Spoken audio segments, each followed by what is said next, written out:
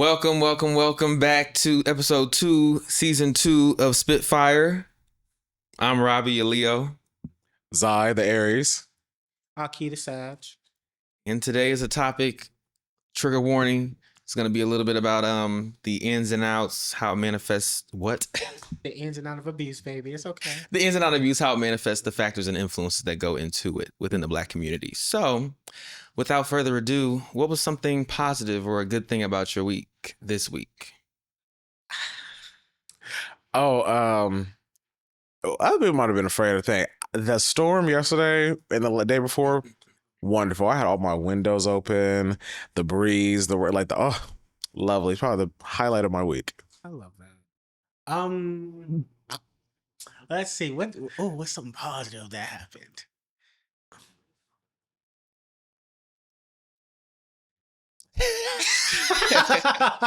You see, mine was just the rain. I'm getting it. I'm finding. I think. I made a playlist and 2 people told me they liked it, so that was positive. I'm just gonna take that as wins. So yeah. We love assurance. I saw Inside Out too. I need to check that out. Love that. That was a message up in there. Absolutely. Amen. Dooga. Don't do too much on the rose. She eats every time.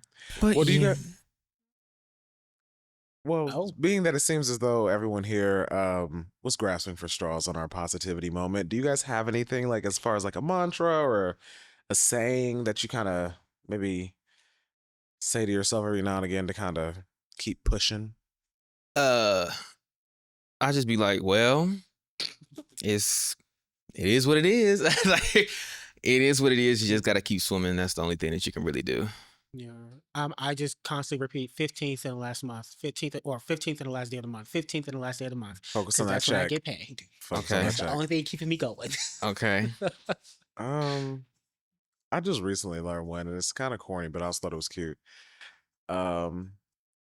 Your haters will become the waiters at the table of your success. Period. I like that. So yeah, I was like, I like that. I agree. Because they'd be so quick to switch over. Be like, oh, we used to be such good friends. Like, I didn't even like you. What are you talking about? more water. Absolutely. But yes. So, Oh, What shoot. now? what now? Well, there a couple things have happened. There was the debate. The debate was a thing. I know it's been some time since moment, that, happened. But what did you guys think of the debate? Like, was there anything that happened that she was like, "Ooh, that was great," or was there like an answer you was like, "What are you talking about?" I personally feel like both of them was not answering questions directly and Agreed. straight to the Absolutely. point. Politicians do that very often, but I would rather have when you're asked a policy question or a government policy, government war, whatever the case may be, and it's first off, oh well, this person did no, baby. Answer the question that they just asked you. I don't want to hear what the other person did. I don't want to hear what this is, that is. I want a direct answer to the question. I also felt like it was very stupid that there was no gun policy talk after we've had No, they completely skirted over that. 2 or 3. So it was a school shooting. Then it was somebody on some highway somewhere shooting, and then there was another one. And I'm just like, that's It just seems like, and I used to hate when people say it, but I feel like it gets more and more true each year, is that like when they allow kids to be murdered at Sandy Hook and they did nothing about it, and they not only did nothing about it, but like villainized the parents, said it was a hoax and did all of that. That is when I knew that they do not care. And so I just had to learn to kind of accept it, even though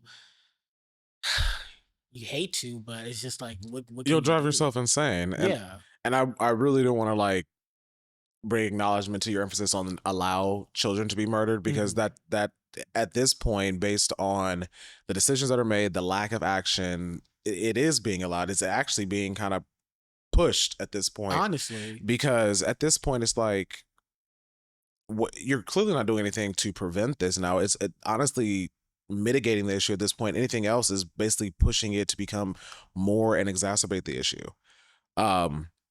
On a more positive side of the debate, though, I got a good old.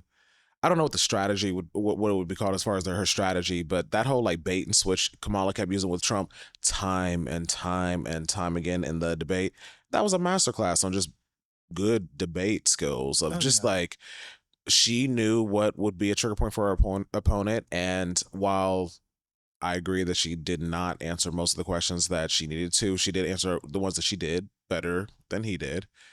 And she also detracted from a lot of his points by making him look kind of egotistical in the moment. Yeah, I agree.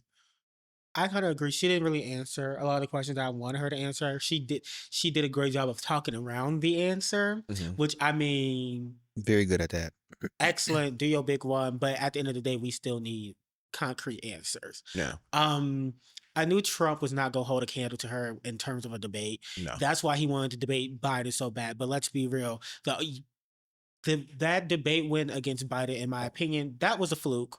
Biden had Biden actually, been like fully aware and been there, had all his faculties. Yeah, he would have ate Trump up. Because I feel like, honestly, if you keep it in a buck, Biden wasn't no slouch for a while. Yeah, and I feel like in my opinion, I feel like it's not that he was not eating Trump up. It's just that Trump does a very great job of being able to constantly interrupt you or constantly say wild things that people be like, oh, that's all they're talking about. So it makes him feel like a good debate performer. Whereas Biden will answer a question and Biden kind of sticks to the facts, but he wasn't delivering the answer like he needed to. He wasn't giving the energy. He lacks charisma. He was lacking the charisma. And so that's why Trump looks so great. But then I'm like, you're going to get Kamala, who has the charisma and she has the debate skills. You're losing. And that's exactly what happened. And also as a, career politician. So she knows this. I saw they were complaining like, oh, well, she was prepping beforehand, da da da da. And I was like, have y'all never been like on a high school debate team or something like you're supposed to prep for a debate. You're supposed to prep before you give a speech, anything. Yeah, because they were saying that like that was a good thing that he did. Like, well, Trump says like he just goes in, no practice, nothing, just hits the stage and hits it running. And I'm like, that sounds like a terrible plan. Yeah. That's what, and the thing too that for me was also I think a testament of even him recognizing how badly he did was when he went to the spin room after the debate. Just standing there. That's so obscene. Like no one does that because it literally says like, y'all got any questions for me? Anything I can clear up? Because like come on, ask me something. Please allow me to redeem myself in my corner. Like he knew. Poor thing. But I mean, you had a debate. We also got Hurricane Helene, which is crazy because I actually know somebody named Helene in real life, and I'm like, is she a menace? Is she French? She can be. Oh, well, yeah. True to the name. And I'm like, I always wanted a hurricane named after me because I feel like I could be a menace too when I want to be. Hurricane Akii. You see, like. Just tear on her. What? No, it's really okay. So I've always loved like storm chasers. I'm that person that like I really do like. If me saying how I felt about like yesterday is like I love. Yeah, I love good rain.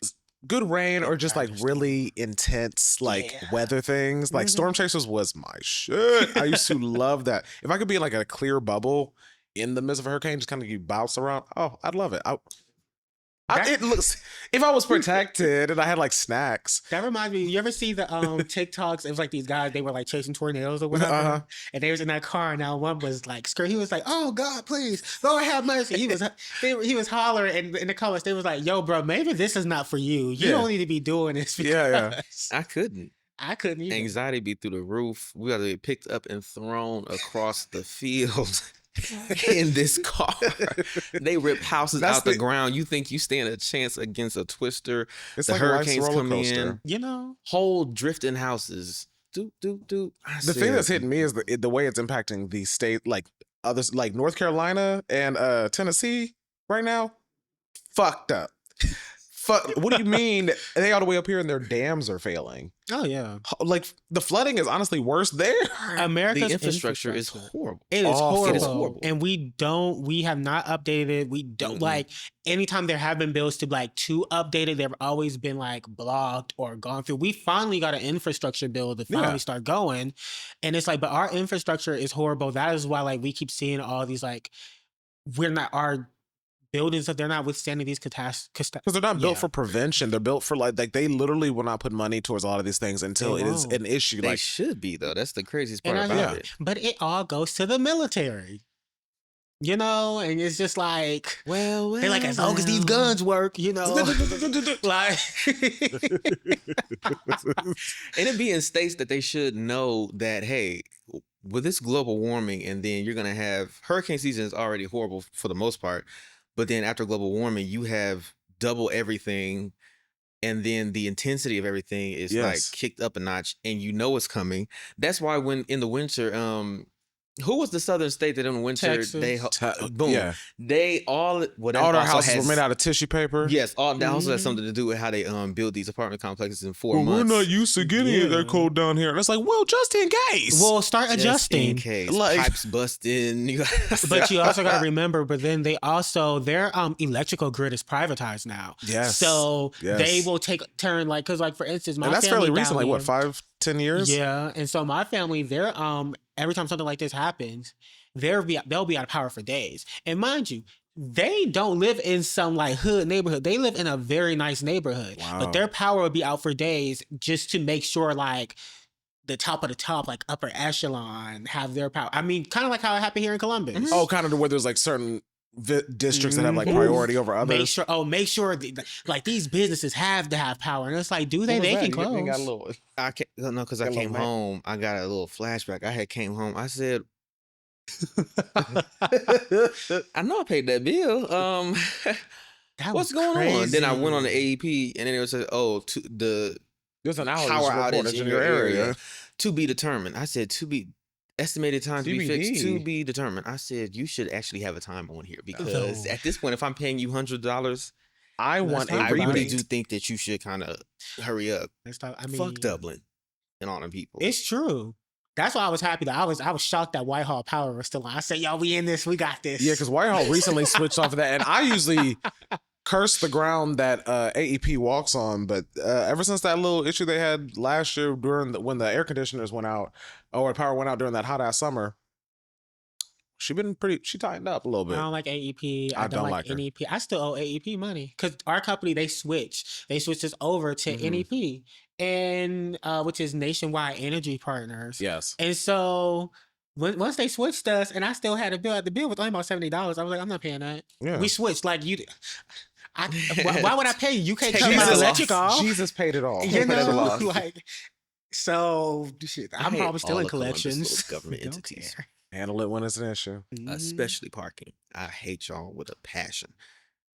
Parking, and you know what else is terrible? Because I think about the parking issues we have in our city here, but then like the parking in other cities and just like their public transit and stuff and the things they go through. Like we saw, like someone is literally now brain dead, in New York City because the cops in New York City decide to start shooting at somebody jumping a turnstile because apparently.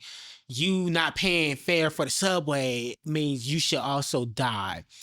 They said that one of the persons had a gun or a knife, but then they said they recovered it, but then it turns out they didn't recover it, but then they said it was this type of gun, but then the bullets wasn't matching. And somebody feared for their life, and Eric Adams was out there just, very much like, oh no, like this is something, because I mean, if you think about it, he gave them a huge budget to combat fare theft.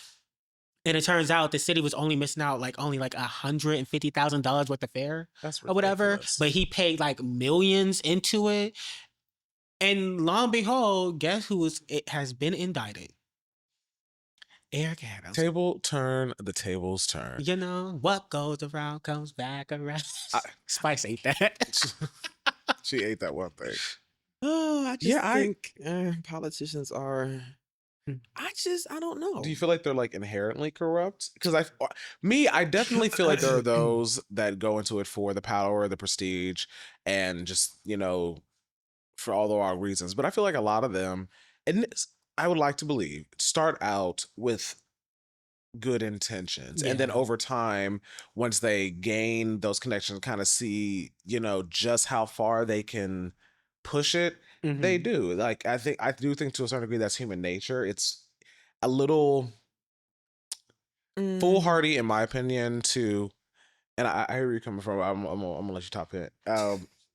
I think it's a little foolhardy to expect humans to not act in the face of best interest, that the people that we put in our political system somehow are these morally, ethically impervious individuals that like aren't impacted by the same thing that you or I or a common man are impacted by. Like, not all of them have this like super high processing moral code. I think most of them don't. Oh, agreed. Probably 95% don't. I think to be, especially a career politician, an older politician, you automatically, just like I think about billionaires and stuff like that, you have to do some messed up stuff to get to that position. And once you see, oh, if I'm connected to this person, let's say I'm connected to a Rockefeller, oh, then I can just do this. Oh, if I ever run for this, they'll just pay my campaign, all that stuff, boom, boom, boom, boom, boom, boom. And I just think most of them just, because for me, I cannot for the life of me understand why it is so hard just to do right. It's easy. just, I'm like, you want to steal from Americans. You want to a little bit. You want to give the NRA this because they fund this, but you know the NRA is funding this and doing that. But because they have the money and the power, you just say, oh, okay. But then you also have to understand, if you do go against the grain, you're going to be up out of there quickly. So you either got to get with it or don't. The system self-implicates itself. Basically, it's Absolutely. cyclic as far as like, it literally can't, if they actually started to do right and we did create this like utopia, hell, capitalism would just crumble. Like if people were not killing each other for the next dollar. You know, I truly think it goes to show that when it comes to like these politicians, a lot of our politicians are self-serving. They are doing things within their own self-interest instead of the interest of their constituents and the folks that they are actually supposed to be, you know, representing. And while I do think some go in there with like great intentions, I think a lot of people go in there with good intentions. They do eventually start like changing. And that's the thing when it comes to politics and things like that. It's all about compromise. However, that's why I did not go into politics. I originally wanted to go into politics because I was like, I would like to be a state senator. I would like to, you know, see how far can I take that. But as I was learning more and more, I was like, this is actually extremely corrupt. And I knew like... You didn't even want to integrate into that system. I didn't, because I knew that if I got in that system, I was not playing by those rules and I was cussing people out. I was just like, what is it? What is that? The city council president or whatever, or the mayor who be cussing the folks out? Eric Hayes. That would be me. R.I.P. You know, to a real one. Truly, because I would have been cussing folks out. Like, what do you mean? I ain't got no tail, girl. And I think that's why I think that's why it doesn't get better, because people who think like that was me with law enforcement. I can't do it. They don't enjoy the squeaky wheel. And I'm going to be the squeaky wheel, but then I know that if I am the squeaky wheel, the treatment or the firing or the loss of position or loss of power is going to happen. So I'm not even going to go into that field. But it's also kind of like the argument of change it from the inside out. It's kind of like, you can't by yourself, baby. It's not enough for you to change it from the inside. That's exactly what it is. Like, it takes, like, unfortunately, there's going to be a lot of, like, so to speak, martyrs in regards to a lot of things to be able to be changed first.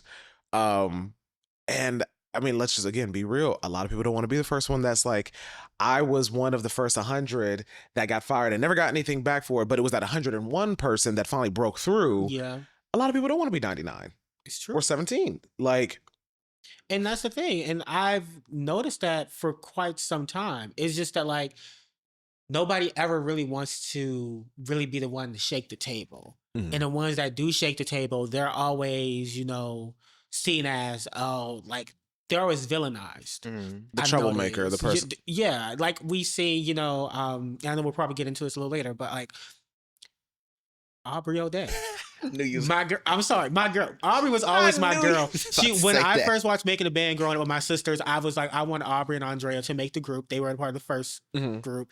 And then the second season, I was like, ooh, I like Taquita. She didn't make the group, sadly. But Aubrey and Andrea always wanted to make the group. And I remember watching it, and when Diddy had set them down or whatever, and he was asking like, what was the issue? And Aubrey spilled out real issue. She said, we have top 10 hits. We're not being booked for award shows. We're not being booked how we need to be. We're getting terrible seatings at the events. We're literally on MTV, and we can't get a performance slot on the VMAs. We can't be presenting. We can't like. One of the highest rated shows on the network. Our management is not communicating with us. You're taking certain folks from the group doing things from us. People are finding out, coming to us. We're being shot like, wait, what's going on? We don't know. And y'all think that's just cool. And like, she was immediately villainized. She was like, oh, she's drama. Oh, she thinks she could talk to a man any kind of way. You can't talk to a man. You're talking like to P. Diddy. Like he's a music royalty mogul. Like, and they was like, oh, that's what she get. Da, da, da, da. And now everything is coming out. And now everybody was like, oh, you know, maybe Aubrey had a point. Aubrey was always on his neck, and it's like, oh, now. And I was gonna say that, like, shout out to Aubrey. Like, you know how difficult it must have maintain your composure and just the fact of her just sticking to her story, like quite literally at this point, decades, and like. It takes people like that are willing to just be like, no, and continue it. And, one day we do see the light. That's really. Also, shout out to Cassie. Shout out to Cassie for sure. But yeah, we're in trouble. We are. As is Diddy. Thankfully. I've been praying on that man's downfall. Y'all can keep that trash too. Truly, I would be the one to say I've been praying on Diddy's downfall ever since the whole Danny Kane situation. But then once I really started diving deeper into how he did his artists and different things he did, I was like, this man needs to go down. And I knew something was coming when all of a sudden he was Brother Love, like love, and I was like. And then you got them 2 Lifetime Achievement Awards like within a month of like that whole character flip. It was like, it was so sloppily done. It was you just knew. I was like, something's about to happen. Yeah. And I remember even again, Aubrey was on a podcast. She was like, we've all been sent NDAs. She was like, we were like, oh, you can get your master's, but you have to sign this NDA and say he has never done anything to you. You can't speak out against him. And a lot of people took it because unfortunately they're in a financial position. And it was crazy though, because she said, she was like, if I would have took it, I only would have made like $25,000. Stupid. She was like, that's no money. She was like, our money, our songs aren't making that much money. Like, she was like, yeah, they have stream, but she was like, we're in the streaming era. She was like, so like, might get a cute little $500 check every like 8 months. But other than that, like, and then boom. That's what really, but like, I don't know why that's been vexing my spirit the way that it has recently. Kind of jump on that point that she made, is that the music industry is not making money the way that it used to. Like it is, these artists are broke. So broke. Like every time you see those music videos, every time you see the thing like that, those items are rented, those items are borrowed, those items are gifted. And it's all to maintain this false facade of it. I don't know. It's just to me, it's just so dystopian that we're like, you have people that are trying to emulate these individuals that are having these lifestyles that they aren't even keeping up with the Joneses with. Like, say that. Like, people are literally killing themselves from a financial standpoint. Poor people trying to look like people that are just high earning poor. Yeah. Like, I think it's, I won't go into too much into it because I know we gotta stay on topic, but like I have a theory about the music industry and where it's gonna go.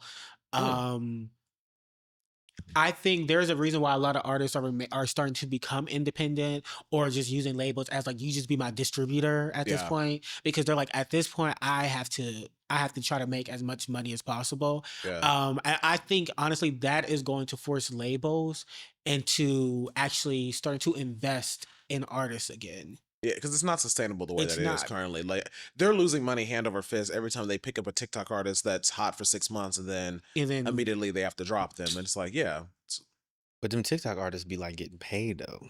Like in those 6 months, they be everywhere getting every brand deal. But they also usually get signed. That's why they've been signing them these deals, because they end up kind of owing the management company. Why do you think Cardi's deal is horrible? That's why she had to sue to even get paid and stuff. Apparently, Nika's deal, as much as she always talked about, like her deals. You talking about her original one? Is it the original deal? I just remember her original deal. Her money went through 3 different people before she touched it, because it had to go to Cash Money or whatever. Republic. It goes to Republic, and then I think it also had to go to Young Money too or something. It was like 3 different people before she even got it. I didn't know Cash Money, Young Money were Okay. Yeah, and then you also had Wayne Wayne was also in a bunch of tax debt, and he sold hers, Drake, and all the like Young Money's catalog to people, so she don't even own her masters, which is why I found it hilarious. So I'm like, you talking about, oh, you would buy Megan's master? I'm like, girl, do you own your own? No. Buy your own So shit. like, buy that instead. But it's like, yeah, nah, we're in the pits, and I think it's a good wake up call, honestly, for a lot of these artists, specifically the whole, like you said, the whole Diddy situation. Mhm. I think we're really about to sort of go into that. So, like, do y'all think? I would say, do y'all feel his upbringing or sort of like early years sort of turned him into like the monster he is today? I think it is. I definitely believe there's a certain portion that is that whole nature versus nurture thing. Mhm. Like I definitely feel like children that are exposed or put in certain environments at a young age during their developmental years that Mhm. can definitely impact the individual that they ultimately become and like how they manifest through like emotions and um just how they process life's issues. Do I think because you were raised by a single parent household that you become a rapist? No. I don't think that pipeline is like That's not a pipeline, baby. that straight and narrow. But I'm sure by and large, like something that he did have a lot of things go on to him in his younger, even his adult formative years that were while I was young, that probably warped his psyche and his mentality a bit. But I mean, by no means is it an excuse for anything that he's done. Well, I think that, like when you said it's not a pipeline, sometimes it can actually be a pipeline because of like a raised by a single mother. Sometimes you grow to hate women. I don't know why it happens, but Yeah, y'all We have crazy. seen it happen. some men will be very resentful towards women because they were raised by a single mother. Specifically, black women. But it's just, I don't think so. The upbringing, yes, I do think that it had a play in it. I think that anything that he was acting out of trauma or unhealed things or anything like that, I think was exacerbated when you have power, money, access to many different women For that you can do sure. whatever you want to do, and you're surrounded by this stuff. I think that those factors exacerbate you being an evil ass person. So Yeah. I don't think, all in all, I think everything from the time he was born to the time he came into power with, like, who did he come up with? Biggie and Tupac. whatever that thing is. Bad boy? There it is. Is that one? It? Oh, I thought he was saying about Oh, no, not the Tupac. I was people. like, I know the Are you people. like the Bad Boy label and Yeah. the Uptown Records and stuff? Mm-hmm. So yeah, I think that's when he hit that thing. It was just kind of like, oh, I can really. And I once can you punch also this bitch and get away with it. Like, Yeah. sorry. who's the one reporter? You would probably know his name. I think Teray, or he's been a journalist for years in the black community. Light skin, y'all kind of have similar texture Wait, hair. I'm trying to think. You said light skin, Glasses. What has he reported on? What He's the one that did the interview with R. Kelly where he's like, "So do you like teenage girl?" And R. Kelly's like, I know exactly who you're talking define about. teenage. Who are you talking about? And he was like a teenager. I know what you mean because he used to do like MTV News. I feel like at one point too. Yeah, I big can't. segments. When you see him, you'd be like, "Oh, okay, I've seen." Did you you interview before. Brisha Webb? Who is Huh? that? Oh, never mind. When she said, Who and who? Wait, he was like, what's your Rihanna impersonation? And she said, was that the girl? No, that you thinking of Terrell, like the. That's so funny. That's no, not the blue screen, not the blue screen Oh, boy. You talking about when they were like in that thing and she's like, that? No, not that one. that's no. Jesse. I don't know who y'all talking about, but yeah, no, I don't know who that is. Yeah, no, but he's been a menace for quite some time. I think, like you said, I think it does, like childhood, how you were raised, what you seen. I think that does play a hand in it. But I also think what plays a hand in it is how you are sort of perceived and how like people look at you.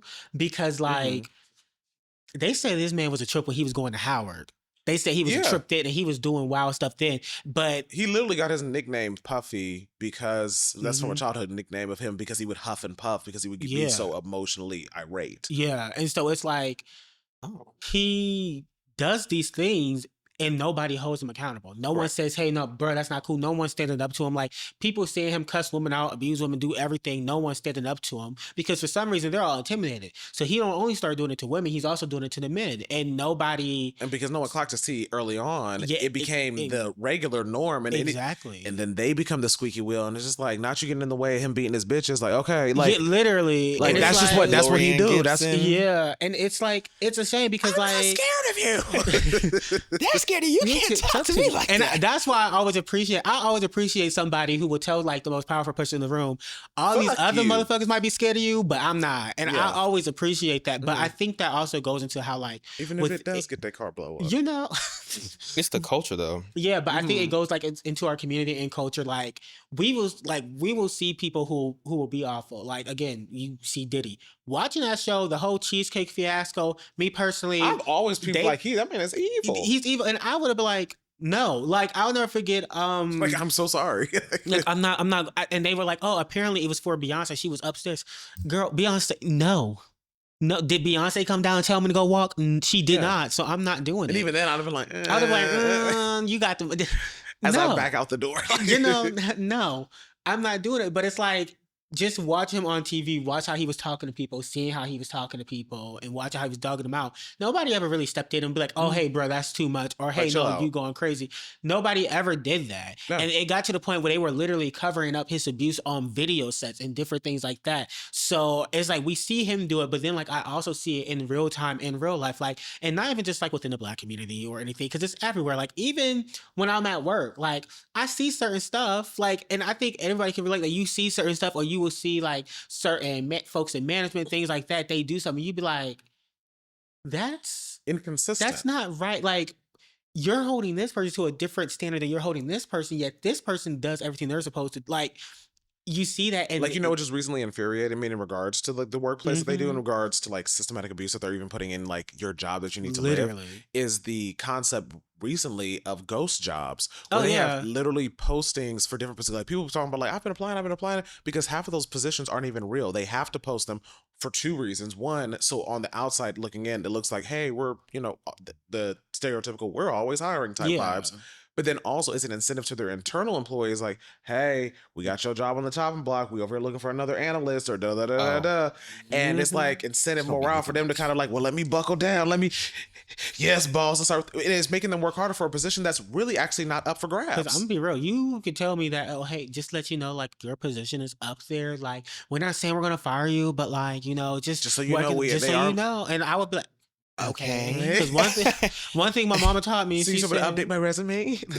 My mom said, like, my mom always said, when I got this job, I was looking for one. Like, I never stopped looking for a job because there's always an opportunity. I like that. You know, but yeah, nah, we do see within the community and just within real life, we see how people who have certain power, they get away with a lot, and people don't check it because people are scared. And I think there's a term for it, I can't think, but it's like, I want to say, like, I've heard this theory or whatever, or like we've seen it happen where you'll see someone being like relentlessly bullied, or you'll see something happening and everybody's standing around and watching, and some are even filming, but no one's stopping to actually get in there and stop or anything. Effect. Yeah, the bystander, like, no one's doing it, and it's like, why is no one saying anything? Like, what are y'all doing? On somebody else. And that's the thing. It's like they're always waiting on somebody else. That's major trauma to the psyche of the individual that's experiencing that. Yeah. And the reason why I brought up that journalist earlier he said that hit.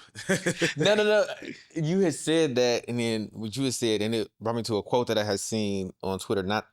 I saw it today, and it reminded me of it, but I had read it years ago, and it was an African proverb where they said, the child who is neglected and feels no love will burn the village down to feel the warmth, or something like. It's true. If y'all don't help me, bitch, I am going to show y'all. I'm going to get all y'all. Y'all just wait. Yes. No one was there for me. Why should I care for anyone else? Like, people that are forced to be individualistic begin to think only that they lose that sense of community. They lose that sense of, you know, let me point to others. But and it doesn't help that we are such an individualistic that's also brought into our society society now. Like, it literally rewards people for being selfish. But the points that the journalist that I was speaking of was making was that he said that P. Diddy, part of the reason why it's so bad now is very much what you just said. He has use his power and his privilege to get away or be able to get out of some very sticky situations. Because I mean, I know I really don't be paying attention to this man, but I honestly do hear all the things that like go on. Like, remember a few years back where he had that situation where the coach was yelling at his son while he was playing football, like any other teammates, and he go over there and go ahead and almost bash that man's head in with a kettleball, and then got off on that. That had a random settlement. The guy was telling the story of the lady that was a part of Vibe magazine at one point. It was doing a photo shoot or something, and two situations. That one video that he did with Nas where they had to do the crucifix where he was like, Jesus Walks. Yeah, I know what you're so in about. the original filming of it, they both were, it was not a good song. It was horrible. It's one of the most expensive music videos though. With me. No, he don't. The devil's with he you. runs from you. Both of them were crucified in that video initially, and like Puffy loved it. He was like, "Oh my god, this is great." Next day or 2 days later, I guess he had a conversation with his pastor who had talked him into like, "Hey, that's probably not the best to like pretend to be Jesus." So he asked him like, "Hey guys, let's take that out or like remove that." And Nas was like, "Okay, well I'll ask the people." He's on my "Hey, can we get Puffy taken out of this?" Dude was like, "Fuck no, we spent over $1 million at this," and at the time that was bank back then in the 90s. He's like, he was fine with it the day it was thing. When we closed up, when we got everything editing, he'll be okay. Puffy ends up pulling up on dude like, "Hey, where's he at? Where's he at? Where's he at? Where's he at?" Guy had left the venue at the point. MTV released the video the next day, and he actually sees it still get posted. Beat that man blue in the middle of a meeting. Like he was in the, he said, his guy even said like, "1 minute I was discussing like something with this client, and the next minute I'm being bludgeoned by Puffy and his 3 goons." And he paid himself out of that one. He also got charges pressed up. Like he's always had a consistent history of people allowing him to get his way out simply because he has a certain amount of money, which I even think is a testament to the fact of why I think they were so astringent when he was like, "Hey, I'll give y'all $50 million right now in my firstborn and I won't go anywhere." They're like, "No, we're not going to let your checkbook get you out of this time. You can't buy your way out this You time. literally can. We don't care what you're trying to give us. We got you." No, it was insane, child. They was like, they relinquished the baby passport. That took me out because I was like, now where am I in? And what if I want to go to Bahamas? Like, I want to go somewhere. Listen, but I cannot stand people who don't know what they be talking about on like Twitter when it was just like, "Oh, how did they deny the bail?" Da da da da la la. If you know like how bail is set up, it's the flight risk number one. Then it's a danger to the victims in said suit. It is history. It is all different types of things go into bail, and then every time, "Oh, well, so and so and so and so and so and so." Unfortunately, listen, white people are treated much differently in the criminal justice system.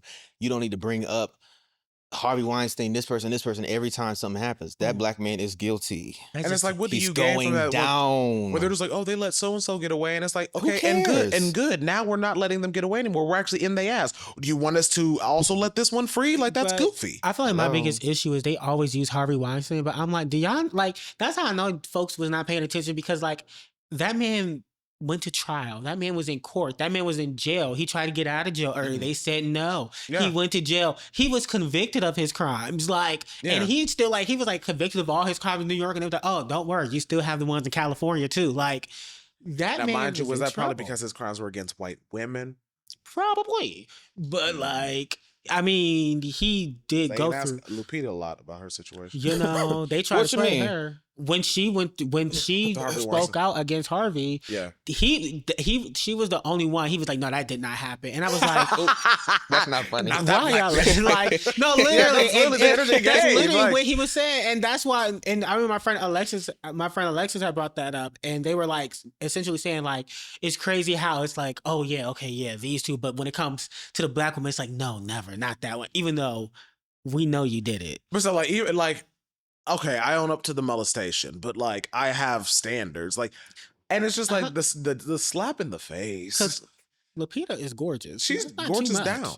But like, it's insane. But then like, I also think about how we talk about like, his accomplishments. Now, I think one thing we do very well in the black community, and this is not a compliment. One thing the black community does very well is like, he was about to buy NBC. They love tearing the black man down. Oh man, he had all these accomplishments. Oh man, he was about to make the Dr. CB documentary. You know, like y'all, it's like, oh, they always want to tear a powerful black man. Anytime a black man do good, and it's like, that is not true. Like, really I get that has happened in the past. Yeah. I get that, and there is evidence of it happening. But there are some people who are simply just terrible people who have done awful things, and these are just the consequences of their actions. But it's like, and it's not even just with celebrities. Like see, God's not testing you. You're a terrible person. Like it's like I always say, as soon as I see y'all, as soon as somebody say something happen, y'all like, it's not true, da da da da. But as soon as I start seeing y'all posting Bible scriptures and stuff and talk about how like, oh, the enemy trying to get me down, but you did it, you're guilty, you're not fooling nobody. I'm so sorry. The girls don't think that karma affects them like they haven't done things. And it makes no sense. And even me personally, like, I know I've done fucked up shit in my life. And sometimes, I catch that random flat or, almost run out of gas or whatever the situation, like, the way life be fucking me up. I'd be like, you know what? I gotta take that one because I definitely did cut that lady off last Thursday. Like, you just, give and take. Yeah. No, I agree. I agree. You used to be like, okay, well, like, you think about the thing you did, you be like, you know what?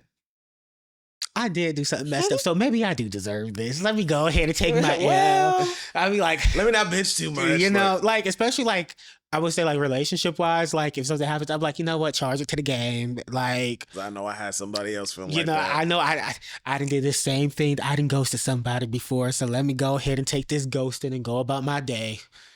So I mean, not to like cut you off or anything, but I do want to like make sure that we kind of maintain everything in regards to the being that it is kind of a heavier topic.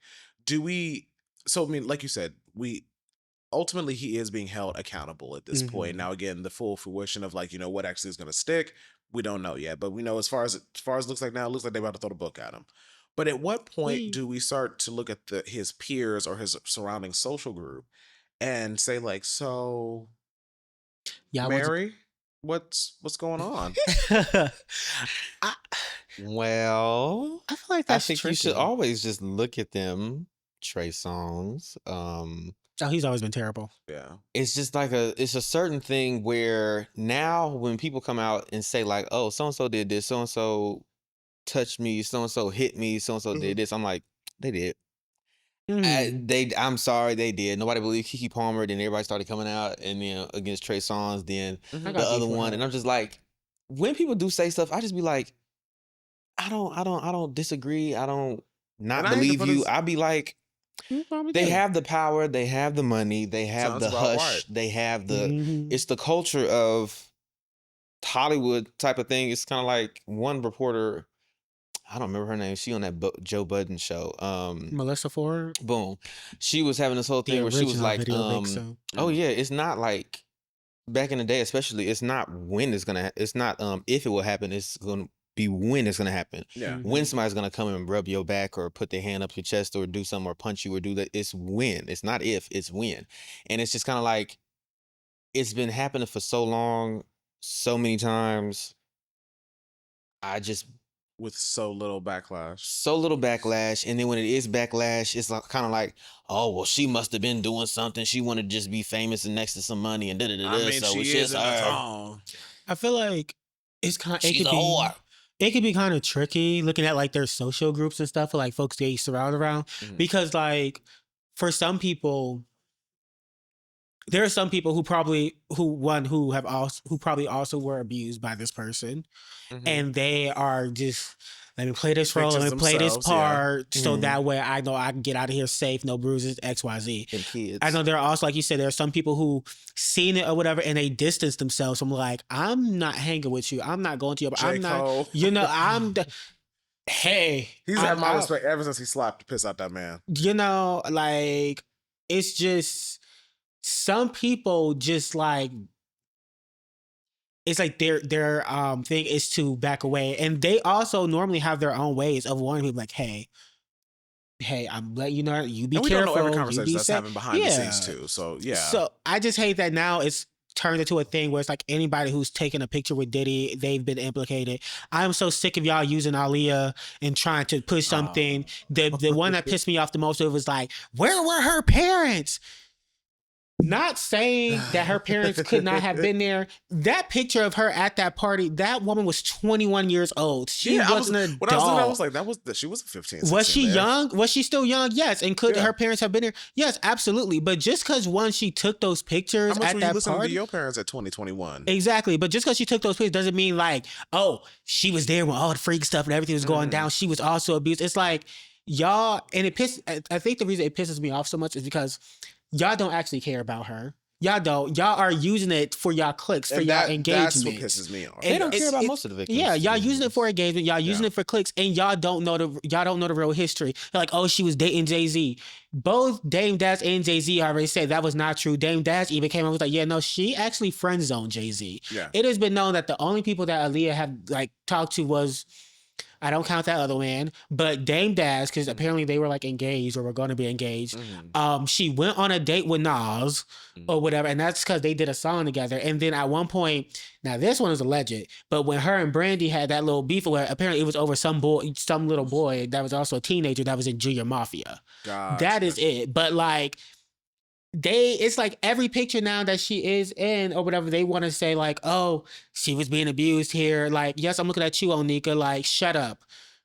It annoys me because you don't care, because then you sat there. He the second time he whacked that lady. No, I'm gonna continue to whack her because you mean to tell me you want to use Aaliyah's name now and talk about these victims, Yeah. You've made fun of Megan's trauma that she's gone through. You've constantly made fun of other women and the trauma that they've abused, and you say, "Oh, that's not real. That's not that." Da da da da da da. But now, since you got beef with Jay-Z, her getting knocked between the washer and dryer. But now because you got this beef with Jay-Z, and the crazy thing is, and the sad thing about that is, she actually was abused. It is known that she was abused by Meek Mill. It is known fact. Yet you still continue to make fun of and discount other women's abuse, and then. With her, it always goes back to, I'm so sorry, but with her, it always goes back to, she doesn't care until it happens to her. Then it's, y'all don't care about black women. I'm like, girl, do you care about black women? Let's ask that question. It's power. It is power. And people love to just talk about like little things like, oh, this happened. Let's just believe it. The schizophrenic Jaguar right that y'all just love to believe everything that comes out of her mouth. That lady. I'm sorry. So, that white man got her. He did her so well. I'll say this. She's actually schizophrenic and she doesn't take her meds. Her family says that all the time. Yeah, like people forget when she was eating her son's ashes. Like I ain't never clocked into that lady. She was out there. Her living son said, "I don't fool with that lady." Like, yeah, she had the other son's cremated ashes, and on top of like eating them, was also throwing it at people like, my son. Like I would do that. What? I would do that. You pissed me off. What? I don't believe that was your child's ass. But it's like, girl, you were at the scene of everything that happened, and you just. Like, I'm not. And you can tell sometimes the stuff you say. I'm like, now I saw an exact tweet that they said that exact same thing. Like you're just regurgitating what you've seen. Just throw her out the window. She doesn't sign the contract.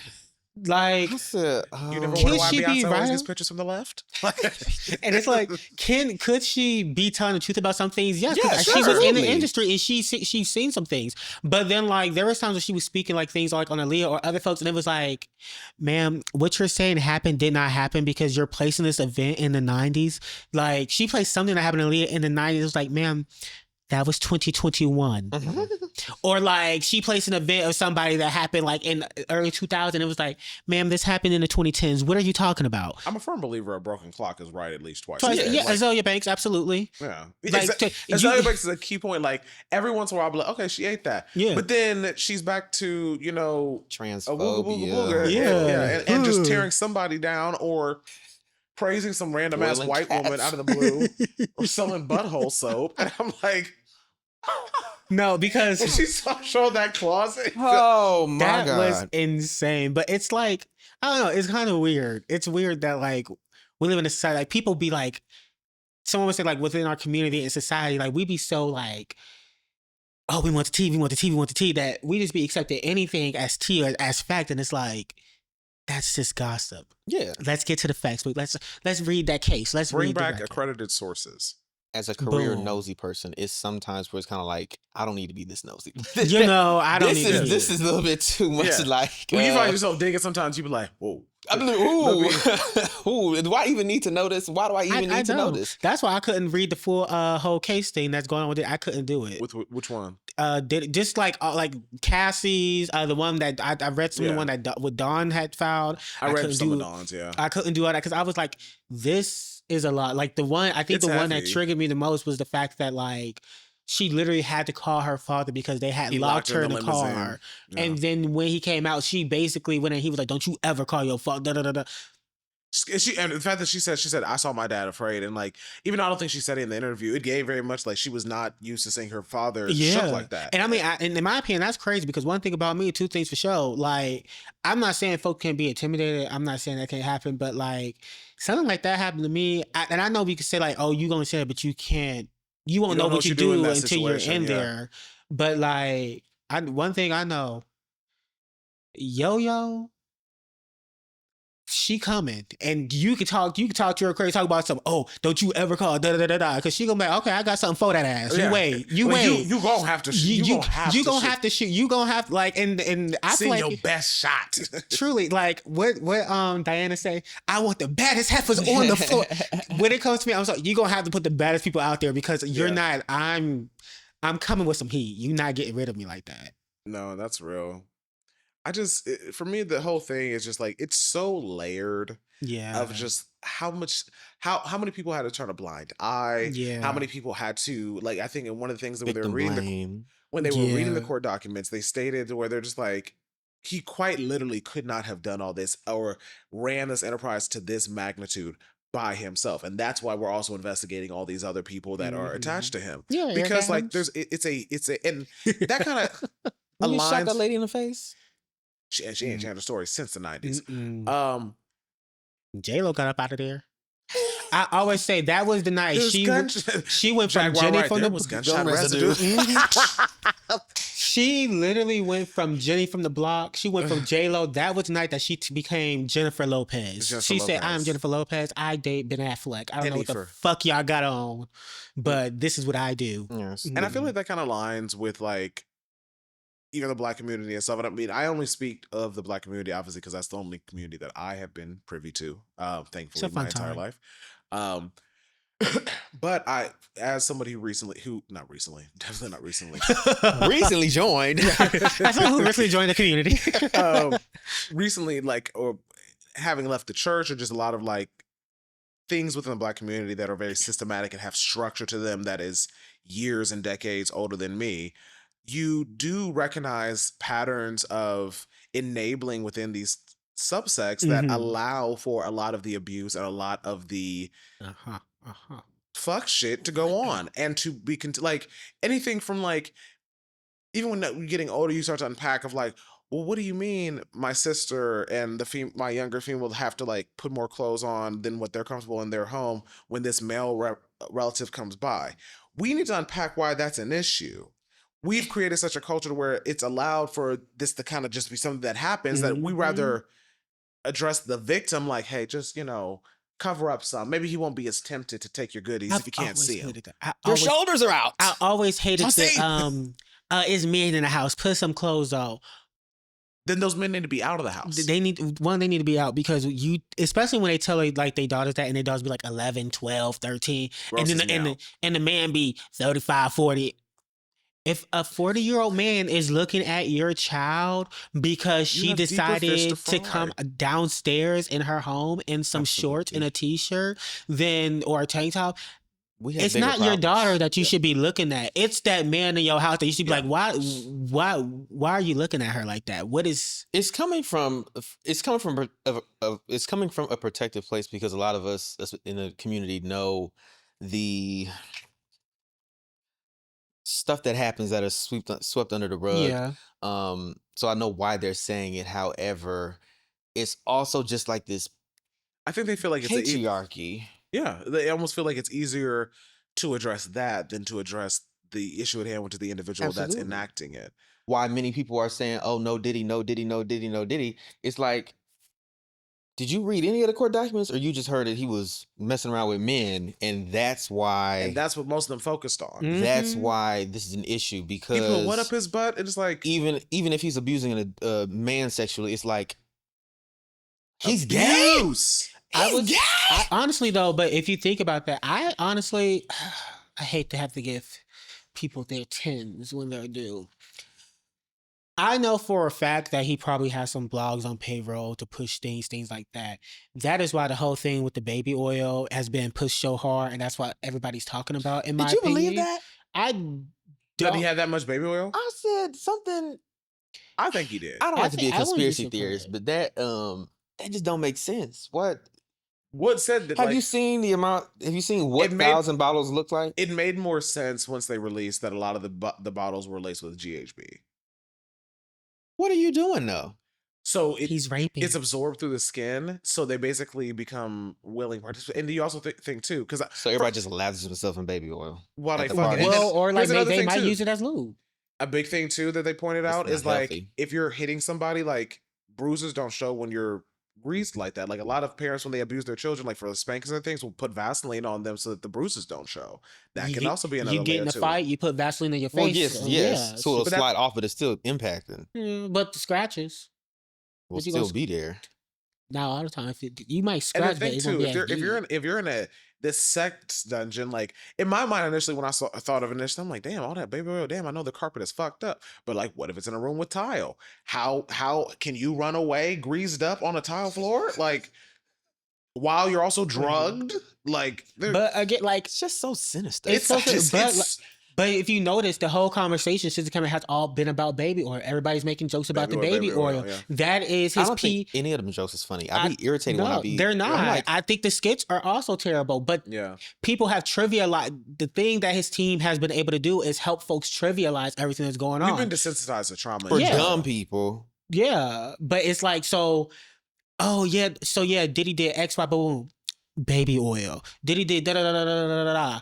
He's messing with men. It's like it trivializes the workers. points to the point. So it's Oh, like That one pissed Yeah. me completely off. it just basically makes it to the point where Oh no my one actually God. cares about the crime.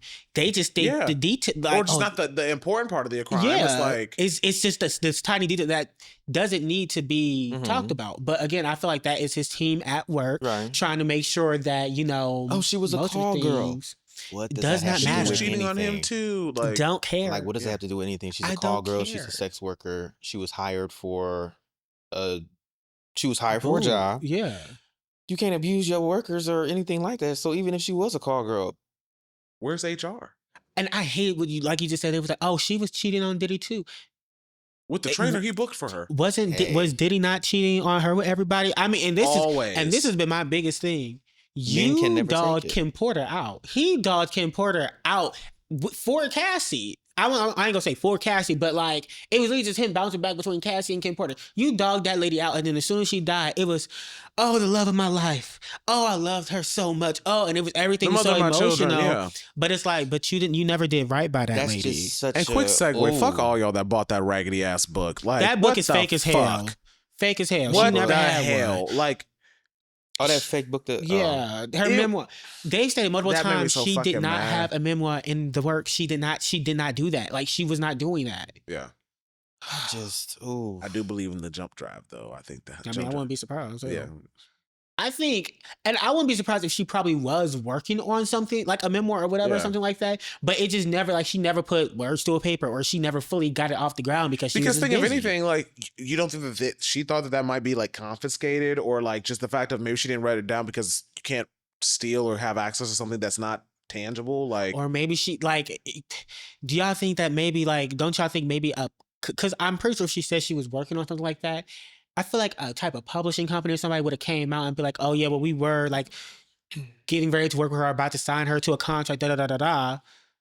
But I mean, again, like I said, people actually care. They want to sensationalize it and they want to trivialize it instead of actually talking about the crimes and how this is impacting yes. the folks. So yeah, Protection of the man. yeah, Always. oh absolutely. And I think it definitely Always. ties into celebrity culture in regards to the fact that I feel like we put celebrities on this pedestal to where they're allowed to do these certain things because, again, money, the power, the privilege, and things like that. And I feel like as a society, the whole concept of celebrity, if you really think about it, it's very odd. Like, Yeah. just very odd. We give these arbitrary strangers obscene amount of money and access and resources because they can dribble a ball really well. They can put some notes together really well. Like, okay, they're talented. Wonderful. But why why does that in society make you better than others to the point to where you're able to be in those positions? Like nobody should be able to drop $50 million on bail because we've been pouring money into somebody that, again, is part of systematic abuse for years. Because they're like, again, people might jump on me for this. I don't care how many backflips that man does on stage. He's awful.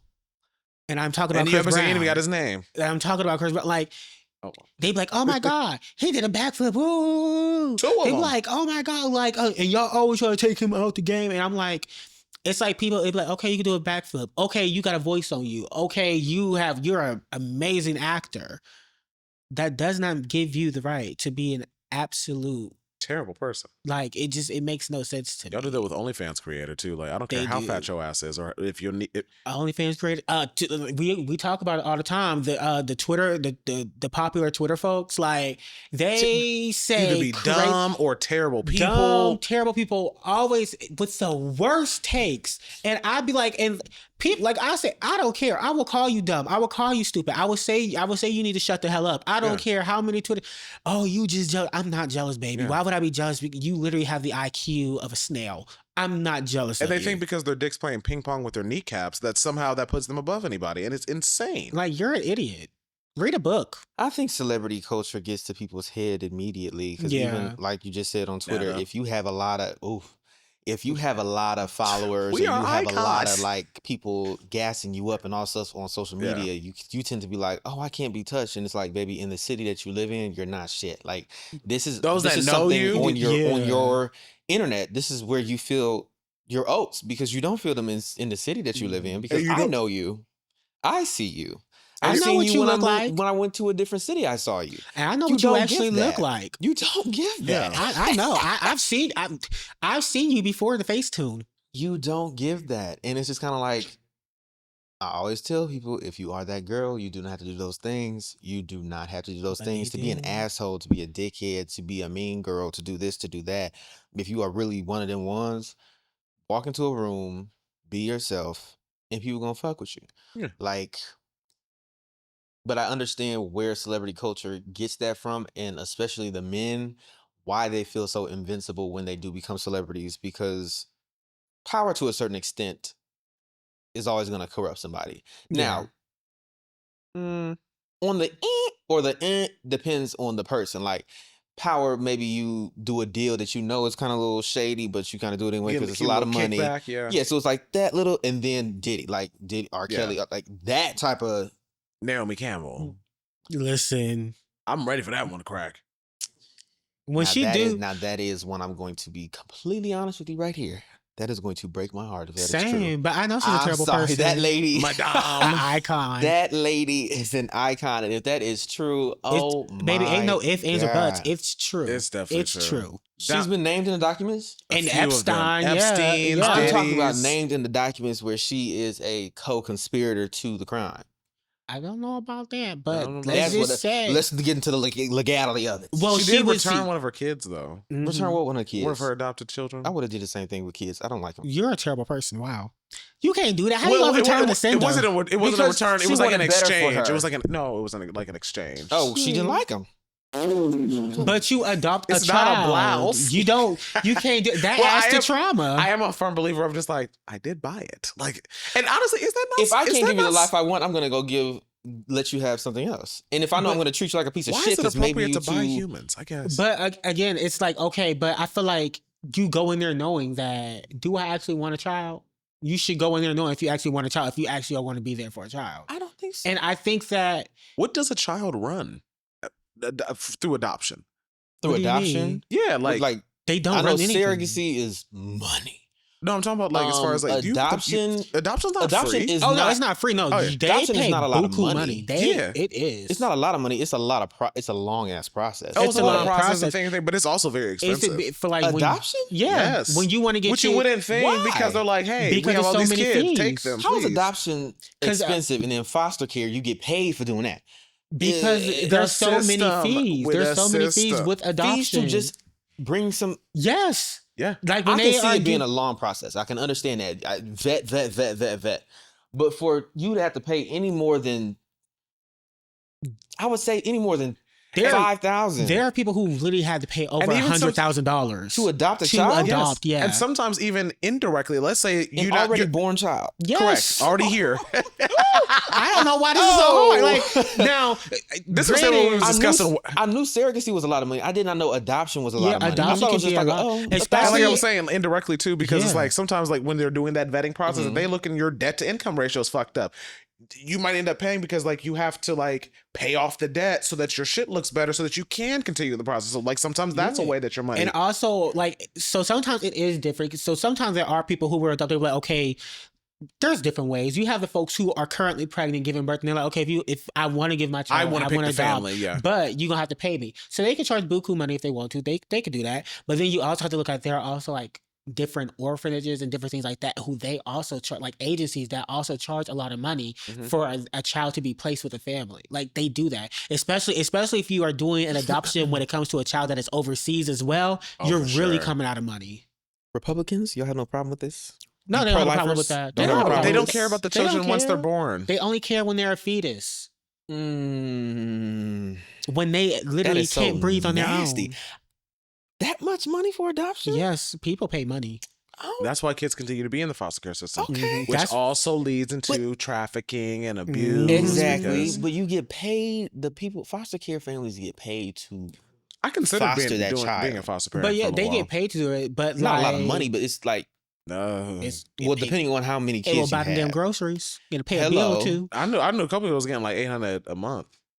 I'm not understanding how adoption costs so much money and you get paid to foster care. Shouldn't that be the same thing in my opinion? But I guess but then you also got to realize because you want the child versus it's like we're going out of our way to get a child because we want a child versus I'm going out of my way to take care of this child that like it's borderline like this. Like I really don't want this kid, but I'll do it because it's a needed service for this child. But a lot of them are in foster care until they age out. Right. So you're doing it like a job. Because also a lot of it's kids... adoption.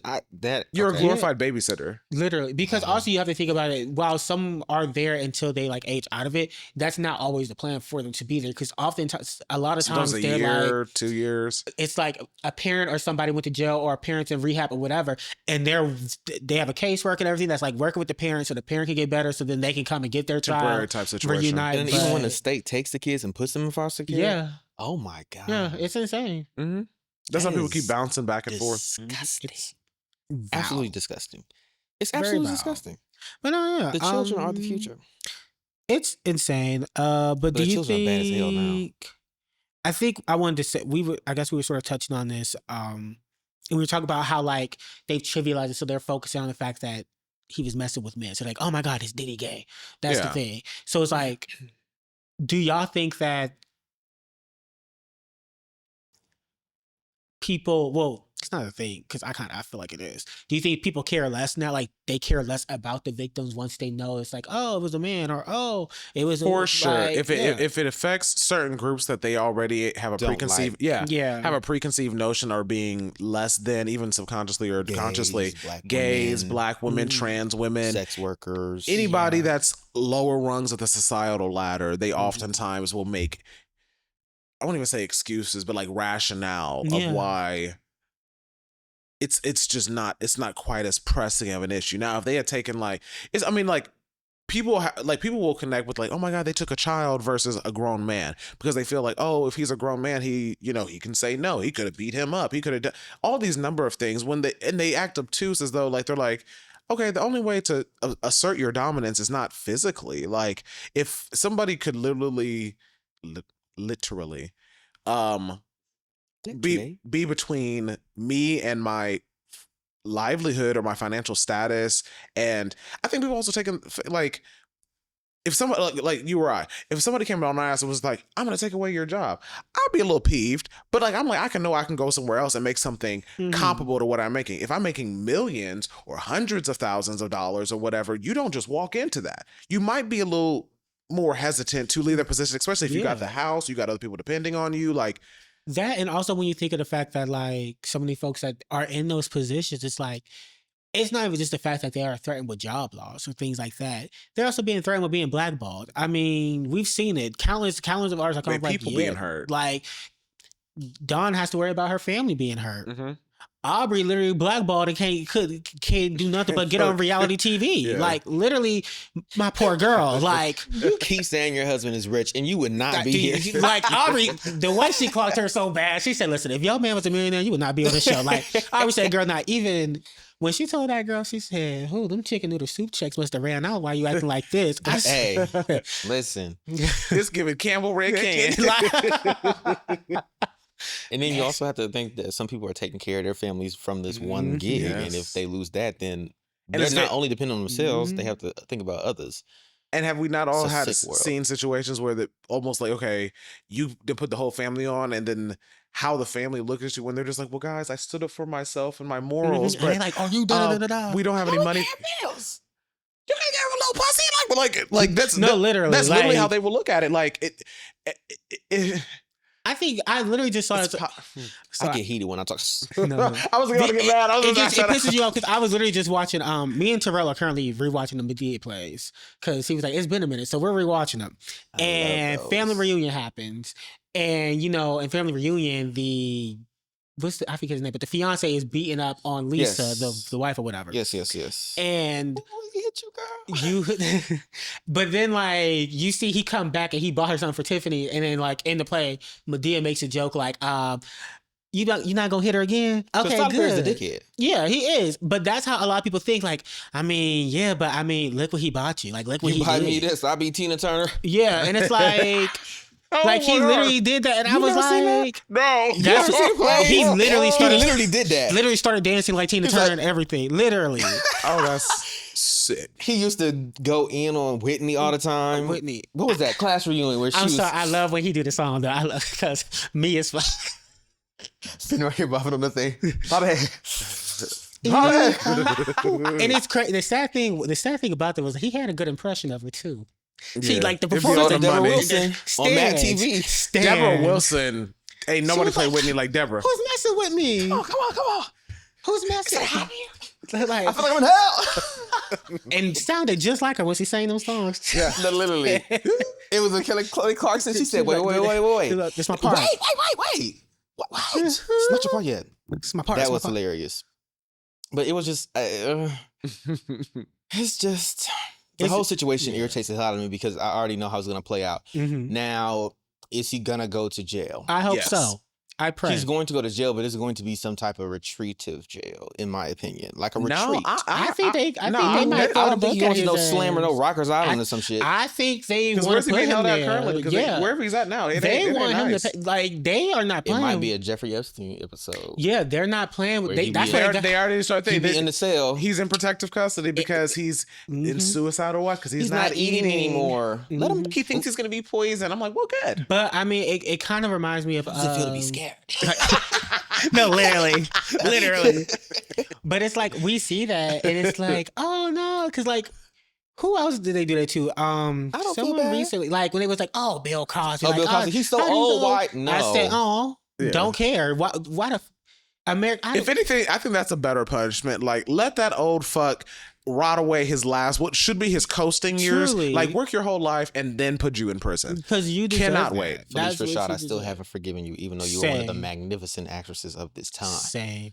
Still But side eye. that was dumb, girl. I mean, she did that, but then also like you see, Everybody did it though. You see how she did with the Gotta look at that net worth the Howard sometimes. students, because the Howard students were fed up, and she was basically telling them like, "Oh, y'all need to get over," it. And they like, She's made a couple hot takes that I have to turn a blind eye to. But if I mean, wanna again, still love it's her. like- who hasn't? but Miss the way Selena I consider Johnson. it, Miss Selena Johnson, when she said she was in the studio about to beat the fuck out of who was it? which one, Selena Johnson was about to hit who?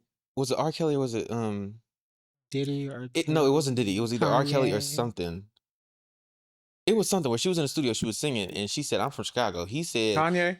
I think it was Kanye or Yeah. something. He Could said, have I been. took my shot. I said, bitch. I said, oh, Listen, I love it. I think Kanye is also, never mind.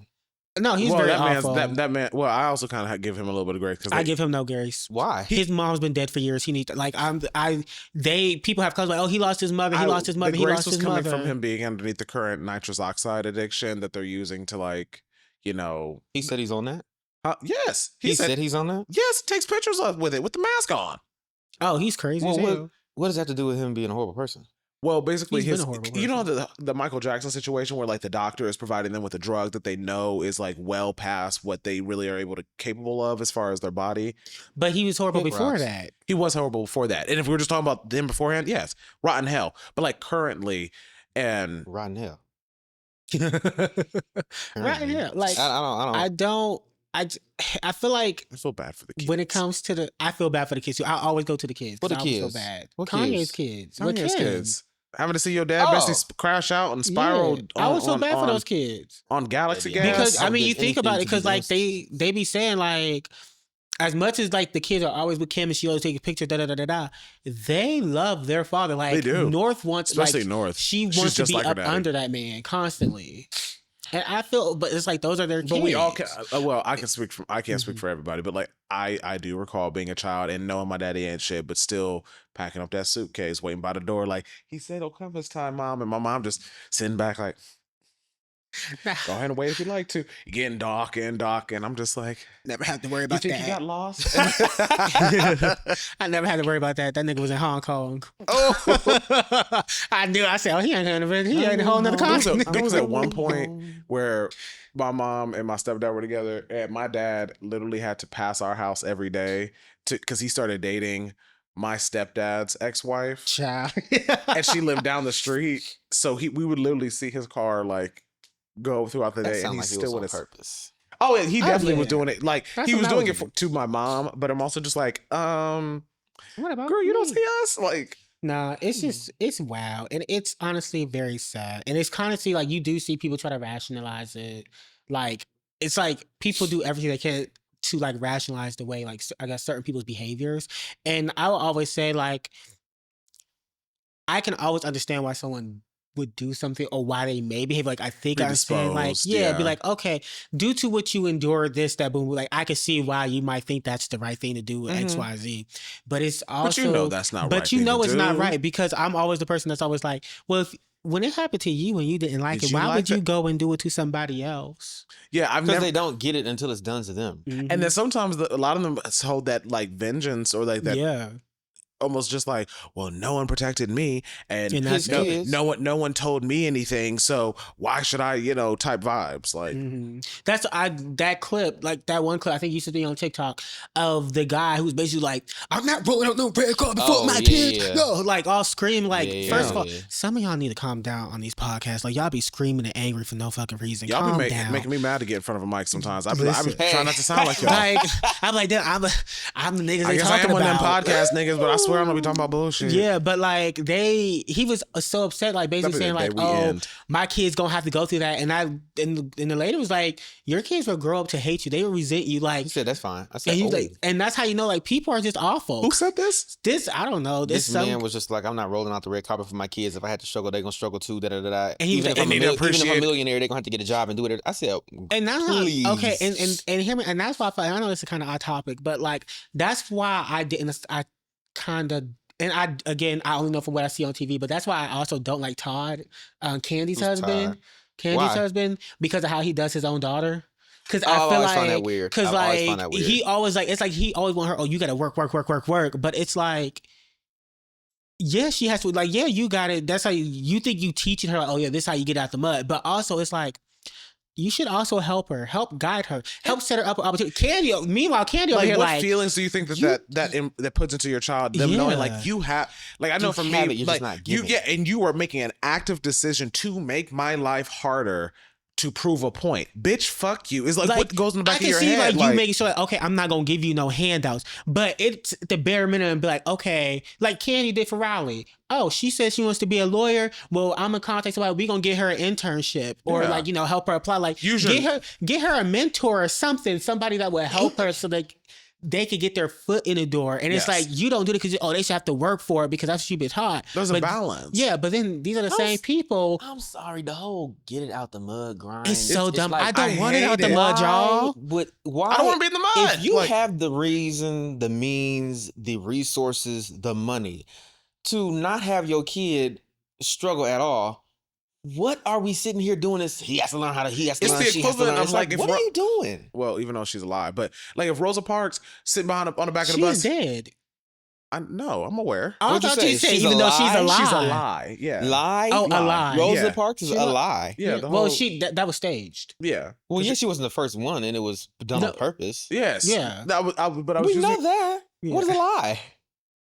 It was staged. That like it wasn't like she was someone else. It was a mechanism to move. I mean, the- yeah, move but like First it one was had a staged. car. Like, but it was staged. We know. But no, it's the equivalent of that to where it's like, okay, imagine that her going through that situation and then Oh, having her. and then like, bitch, No, get your bitch, you ass get on the back bus. Get behind here now. Like, why? What you do all that fight for to send me back there too? I Like, was sprayed by hoses, so now you must be sprayed by hoses. It's kind of like, do we not Did you understand? like it? Do we not understand? But then you that? got those people who want to get out the mud. You ever watch Sweet Life on HBO Max?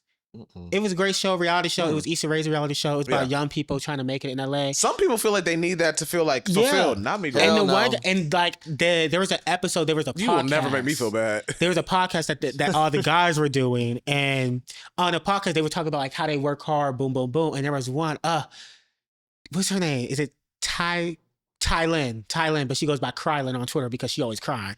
Her boyfriend, Is that the one with the real weird accent where she was like, fuck? no. But her boyfriend was like he was somebody, he was in the streets, he was in gangs, he was involved in that. But he was like, I was on Skid Row, like I had to really get out the mud. I became a paramedic. I was doing stuff. I had to get out the mud. And there's another guy who had a bit of a better home life. His father wasn't there, but his mother was there. His mother had a really good job. He has a clothing line that's like anime based and stuff, and it makes a lot of money. So people are like, yeah, you worked hard, but like you didn't really have to get it out the mud like we do. And he took so much offense, and he was so angry and like, I got out the mud. And the dude was like, you was not on Skid Row with me. You didn't have to, like, you came home, you slept in your comfortable bed. You had a mom, you had food in your fridge. You had a roof over you did not go through the same struggles like that. You did not get it out the I would mud. have been like, you damn Skippy. And that's the thing. And that's the thing. It's like, recognize your privilege. Like, and Sorry. yeah. And the guy, that's all he was saying. He was like, bruh, I'm not saying you did not work hard. Like, yeah, you worked hard. And I'm not saying your mama handed you, like, that's not what I'm saying. But I'm saying you did not truly get it out the mud, and that's okay. And that's okay. Like, it's like, I'm like, and Because men want to impress other men. I don't want to get out the mud. I don't. Like, I want I'm it to so be sorry you easy. had to walk 3 ways, one direction, and back to go to a library to get yourself through college or whatever.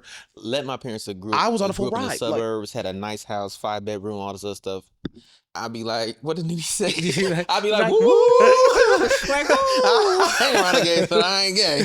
I'm like, hang around the poorest, but I ain't poor. Like, it's fun down 'Cause, here, like, but I'm not one of you. Who wants to? I'm sorry. I want. You're I not want like it to that be is the easy. dumbest I want like a thing. handout. That's the dumbest thing to bully me for.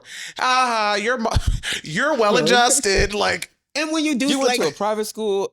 and when I do see that, how when people be like, oh, they make fun like, oh, this nigga parents care about him. They bought him a new pair of shoes for school.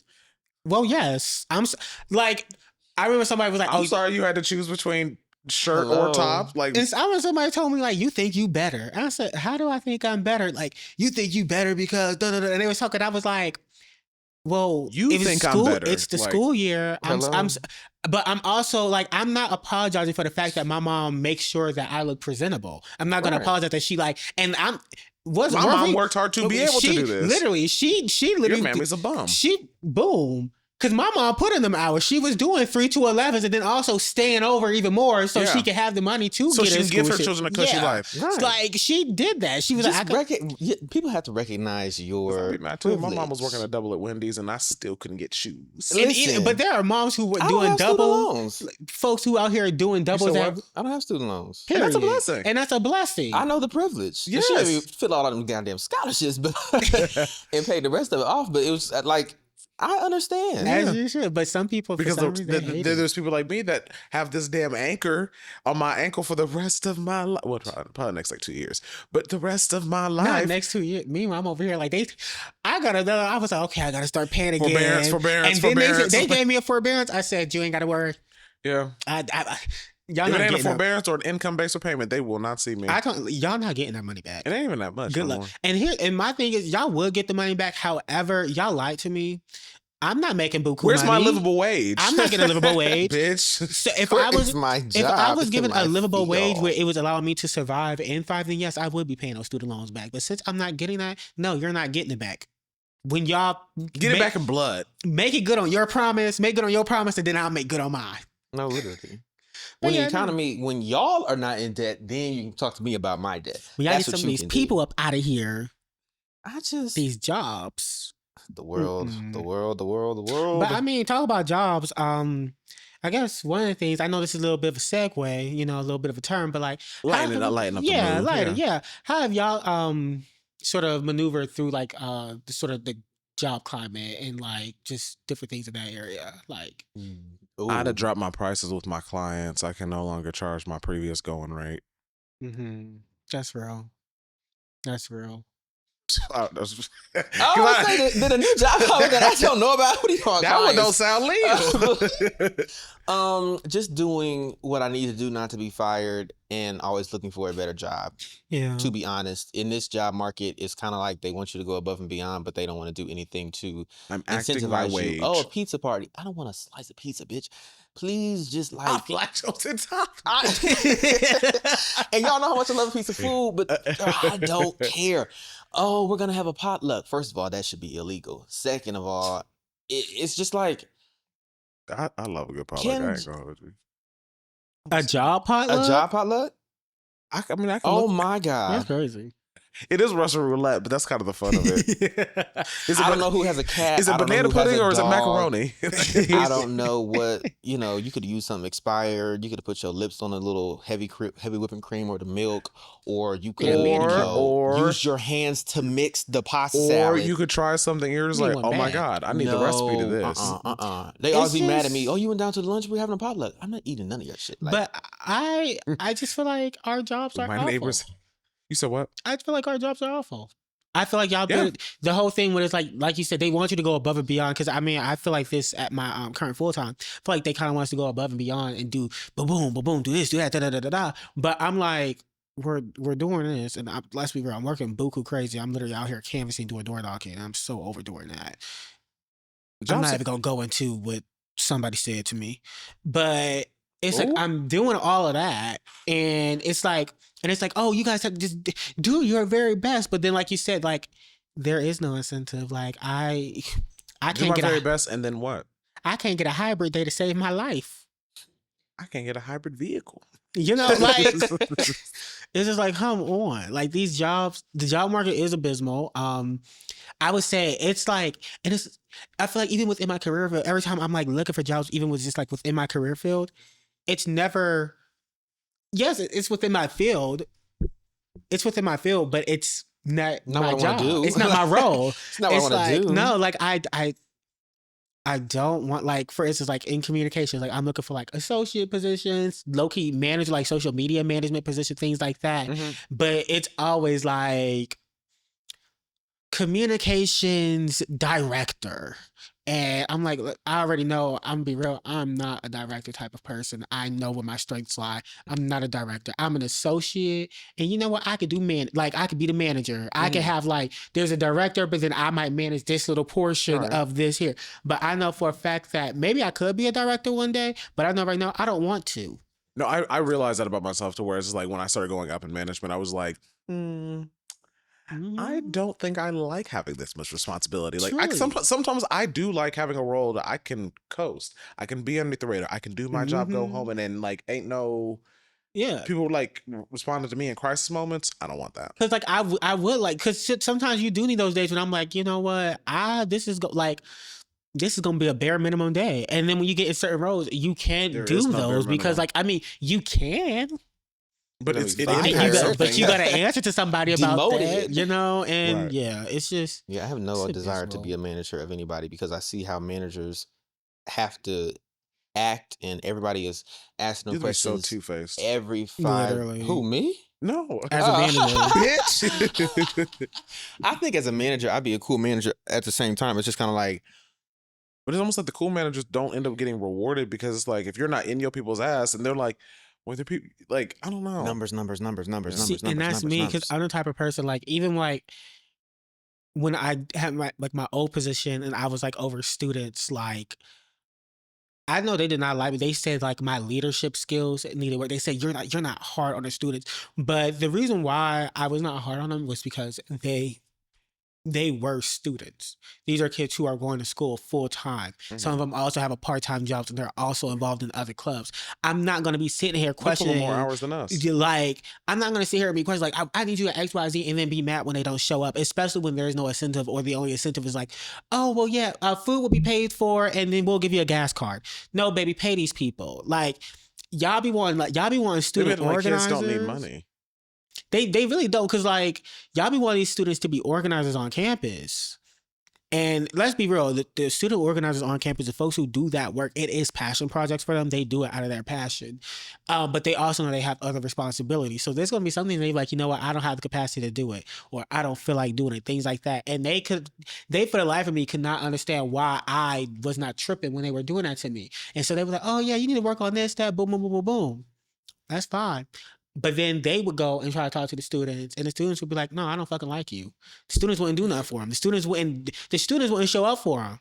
But then they would show up for me because I had built that relationship where they understood, like, yes, like I'm technically in charge of them, but I don't boss them around. I don't boss them around. And that's how I feel like as a manager, I'm not the type of person like, now it's different. Like if I'm a manager and I know we are in our full-time positions, we in our company, whatever, hey, baby, this is work. This is your career. Mm-hmm. Again, am I about to be on you? Like, you need to do X, Y, Z, blah, blah, blah, blah, blah. Mm-hmm. No, I'm that type of person. I will tell you, I need something from you. I need something.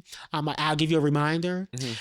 If I have to remind you 3 times, we'll be like, okay, let's have a talk. Now we're getting CC'd. Now we're doing that. Yeah. Let's have a talk. Like what? And my talk is, I always come from what can I do to help you like succeed in this role? Like, what do you need? You try to see where you like, what can I do to help you do your role? Yeah. And I noticed a lot of managers don't want to do that. A lot of managers, they don't want to do that. They don't think they have to do that and that they should do that. Yeah. And that is where they lose a lot of good talent because they be like, oh, they were terrible. But then they go somewhere else and they're thriving and they're succeeding. And they're like, oh, well, I couldn't get that. Why couldn't you do it? And it's like, because you didn't care enough. Right. Because you didn't, y'all not invested in workers like y'all used to. That Nike's guys, the CEO of Nike, his LinkedIn profile went viral because he started from the very bottom. Like what, 15 or 20 years? 14, crazy, yeah. And now you're the CEO. And it's like, yeah, but we don't get investment like that no more. No one's investing in this.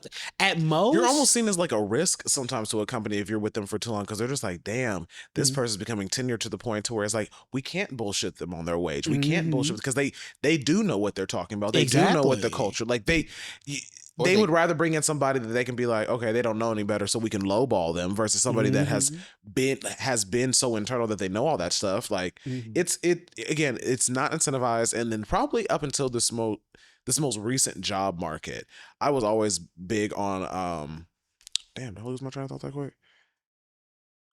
Recent job market, you were big on something. There was like they're not investing in folks. Yeah, it was to this recent job market. What's different about this one than the other one? Nope, it's gone. They also like the salaries will cap at a certain thing. They won't tell you, which is why sometimes when you ask certain the yearly raises are so small, is because they don't want to go over that thing because they can't go over it. Yeah, because companies also ain't making money. 20 cents, 50 cents. And that's the thing. I feel like don't give me no bullshit ass raise.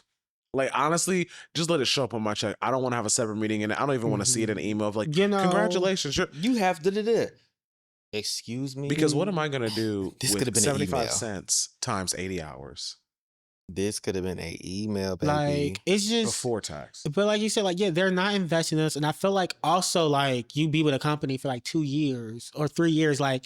You could be with a company for like 10 years and within those 2 years, yeah, you might get a promotion. You might get 2. But then I would say like, while his LinkedIn profile, while that was amazing for him, I know like on the flip side for Black people, work twice as hard just to get half as much. We will be somewhere for 5 years. Like, and I've literally seen this with my own sister who was like, had a degree in like education or whatever, has her master's, was working for a university. They had like this program or whatever to work with like students or whatever. She's working for them and there were like roles. Like she had highest numbers across the board. Her students were all engaged. Like she did everything she needed to do. and she got passed on a promotion. And the excuse they gave her was bullshit because they were like, it's like a grant funded position. But they was like, oh, well, your grant was getting ready to run out and we didn't know if we would be able to renew it in time. But the grant was renewed in time, so they could have gave her the position, but they gave it to someone else who had a much lower skill set, whose numbers are terrible, who the students don't respect her. And my sister was like, I quit. And they could not understand. She was like, we see it time and time again, us being getting passed over on opportunities due to, you know, we know what it is. Politics, yeah. But it's like Racism. Literally, we could be with a company for 10 years and maybe get 1 or 2 promotions. We might get raises, but we might not get that promotion. We might not get to that title. Exactly. Now, what they will give you more year after year and sometimes responsibility. Hello. Yeah. Oh, yeah. Like, I think the craziest thing I think I've seen is somebody or companies that will put like an interim like director or somebody in charge, and then they will hire someone on the outside to become the actual director, and then ask that person who's been with the company for years, who is the interim, to train them. Baby, I'm not training a damn thing. You hired him to come and do that. They better know how to do this fucking work. Because why would you want me to train somebody to come take my position essentially? You're out of your fucking mind. Especially if they are doing it and they're not getting a pay raise with that just for the time being. Hats off to y'all. Y'all gotta learn to say fuck these jobs. I promise you. Say fuck this job. Just say it. It's okay. It'll make you feel better. It will. You gotta learn how to say it though. I'm big on, I always am like telling my current role, like soon as they want to give me extra thing, I don't feel bad about it anymore. Before I used to be kind of trepidatious about it, well, especially now, but I think now because I work so damn much, I am kind of like now in a position where it's like, fuck this job, I got my man work 2 jobs, so I can like kind of like do that type vibes. But I literally had to tell them because they were I forgot, it was like 2 months ago, and I had to tell our director, I was like, look, you have sent me more referrals in 2 weeks than I've received in the last 6 to 8 months in this role. This has to cease. Or you have to start like delegating this to other people, raise my rate, allow me to do OT because y'all got me on an OT cap right now. Like something's got to be, because I'm not maintaining the current standard that I'm used to, or that I'm willing to provide no, for no additional nothing. They just want you to work.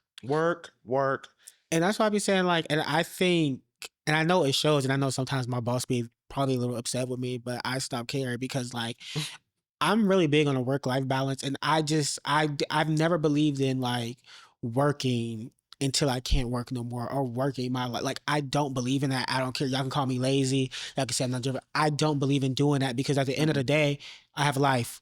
I want to be able to enjoy life. I want to have a quality of life. I work so that way I can actually enjoy things. Right. I don't want to work 7 days a week.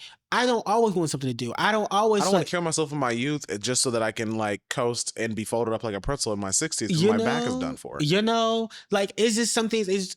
I feel like there's like it does, and I feel like there's a disconnect now. I hope so. With like, but there's a disconnect now with like the older generation and the newer, because let's be real, the older generation are the ones who are still in management. They're the ones who are still within these positions of power.